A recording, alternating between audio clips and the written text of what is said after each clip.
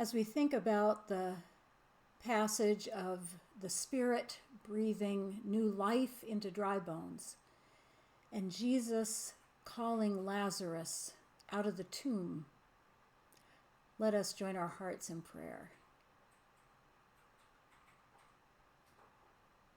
Holy and gracious one, we hear these ancient words. May we open our hearts to your truth for us today, that we might feel your breath filling us with hope, and that we might hear your truth for us and be changed. Amen. So is there a word for us today as we live through these challenging days?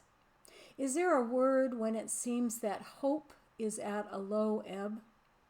When grace has been taken off the shelves and hoarded? When love is something folks maybe only have for their family or their close-knit group? When sometimes the future seems bleak and uncertain? Is there a word for us this day? I think the prophet Ezekiel says there is, and that word is life. Who hasn't wondered if we will be able to get back to normal, whatever that is? Who isn't wondering whether the economy, jobs, our families, our schools are going to get back to the way they were, or at least a new normal? Who hasn't wondered whether the bones of loss and worry and hopelessness can ever come back to life?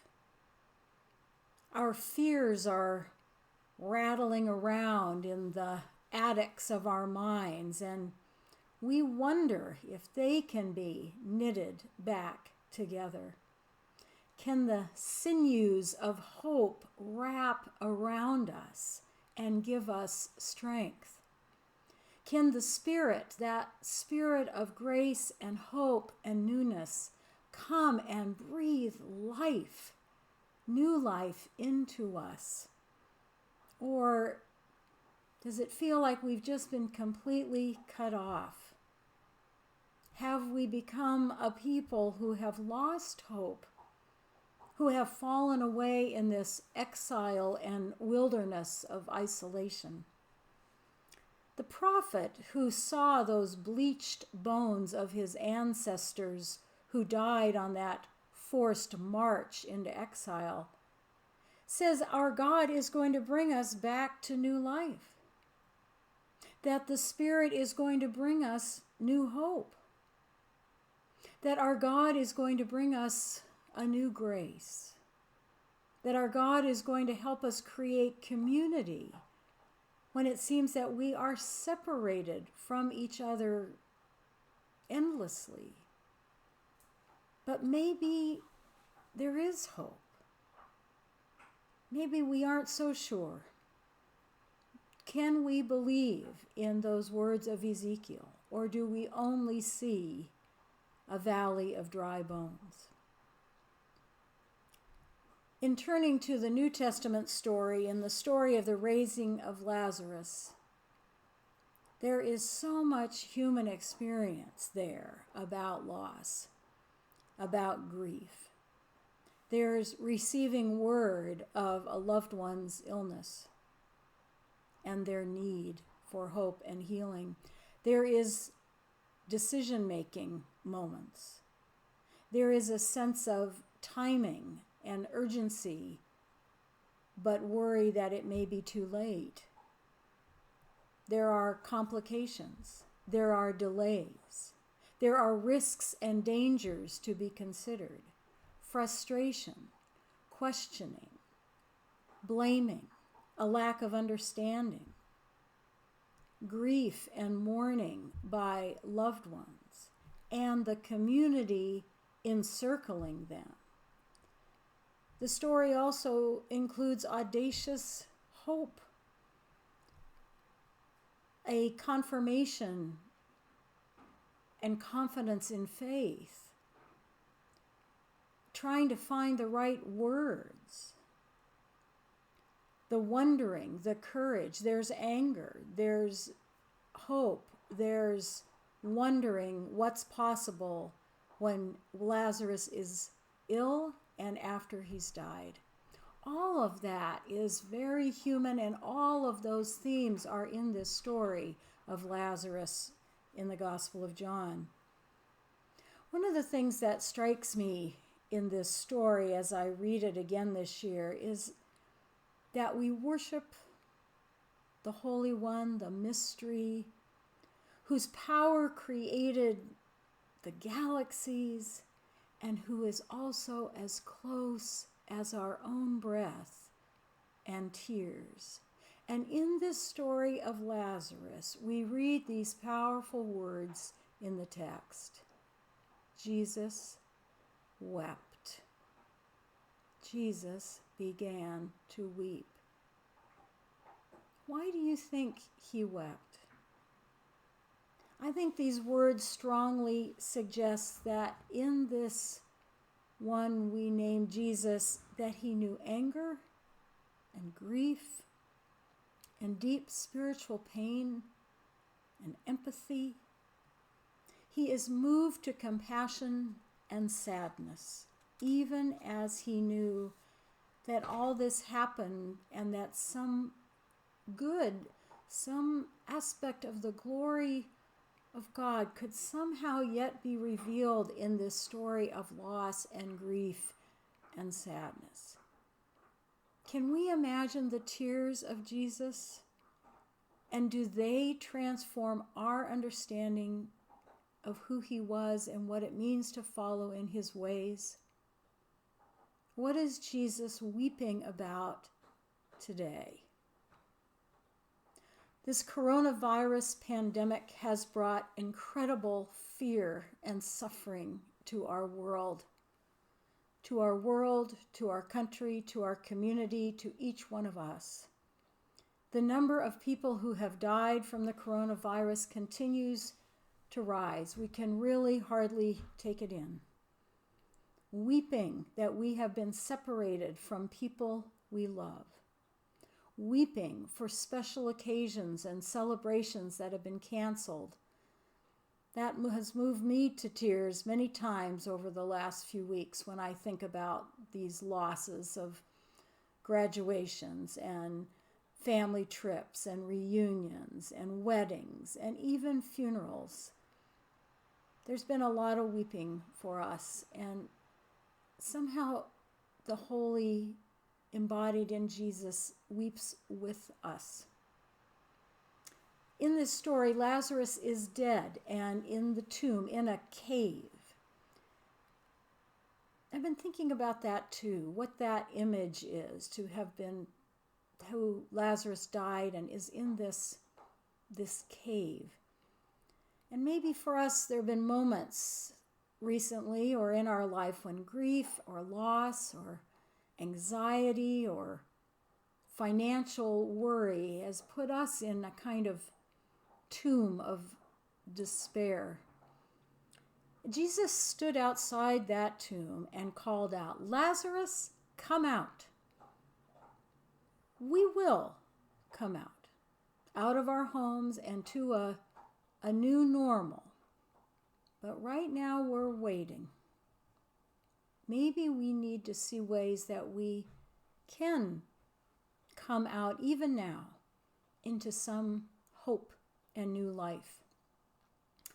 A couple years ago, I remember listening to a wonderful On Being podcast in which Krista Tippett interviewed a Benedictine monk named David Stendhal Rast, who talks about the power of gratitude to reconnect us to God and each other, to ground us in what is real, even in times of very stress and despair. And I remember what struck me most in this interview is how he answered her when she asked him about his perspective of living in a time when things seem so precarious and terrible. Krista Tippett could never have imagined what was coming in 2020. But his words have made such an impact on me that I keep thinking about that podcast, and I've re-listened to it again. I want to share a little bit about what he said in that podcast and how it speaks to our current situation. This is what he said. We must acknowledge our anxiety. We must acknowledge our anxiety, but we must not fear. There's a big difference. Anxiety, or being anxious, this word comes from a root that means narrowness and choking. And the original anxiety is our birth anxiety. We all come into this world through this very uncomfortable process of being born. It's really a life and death struggle for both the mother and the child. And that's the original, the prototype of anxiety. At that time, we do it fearlessly because fear is the resistance against this anxiety. But if you go with it, it brings you into birth. If you resist it, there you die in the womb, or your mother dies. He goes on to say, so anxiety is a reasonable response to a lot of human experience, and we are to acknowledge it and affirm it, because to deny our anxiety is another form of resistance. But the fear is life-destroying. Anxiety is not optional in life. It's part of life. But we can look back at our lives, at times we were in really tight spots, times of anxiety, and say to ourselves, we made it. We got through it. In fact, the worst anxieties and the worst tight spots in our life, often years later, when we look back at them, reveal themselves as the beginning of something completely new, a completely new life. And that can teach us and can give us courage. Also, now that we think about it and looking forward and saying, yes, this is a tight spot. But if we go with it, it will be a new birth, and that is trust in life. I've been thinking about his words today and recently, and if and when we do go out of our houses, we can feel anxious. Maybe if you have gone out to the grocery store recently, maybe that can be an anxious place. And when I went to Safeway to get a few things that we needed, I was thinking about this current reality. But in the midst of that, I just felt there was a care that people were paying attention, not getting too close to one another, and that we really saw each other there in the grocery store. And we smiled and nodded more than we would have before, and we were careful to leave room. And when I was checking out, I really looked at that grocery store person and thanked her, and I felt kind of choked up. I'm really thankful for the people who are there. So even though I felt a little anxious, I felt connected even there. This is an anxious time. It is a tight spot, and we feel like we're being squeezed. But I pray and hope that some new life, some new normal, some good things will come out of it. The way the Spirit works is to bring us through death to life, through fear to hope, through anxiety to a newness, just for today, just enough for today.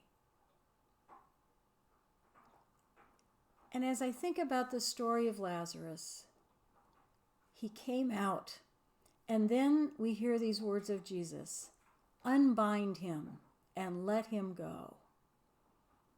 How many of us have known that feeling of kind of being bound?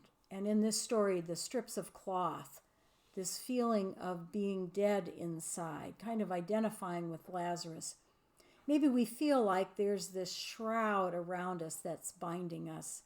Maybe we feel like we should, even though we're here and stuck inside, that we should be doing more as we're sheltering in place. And this feeling of being bound, what binds us now in this wilderness time of the pandemic of the COVID-19 and sheltering in place?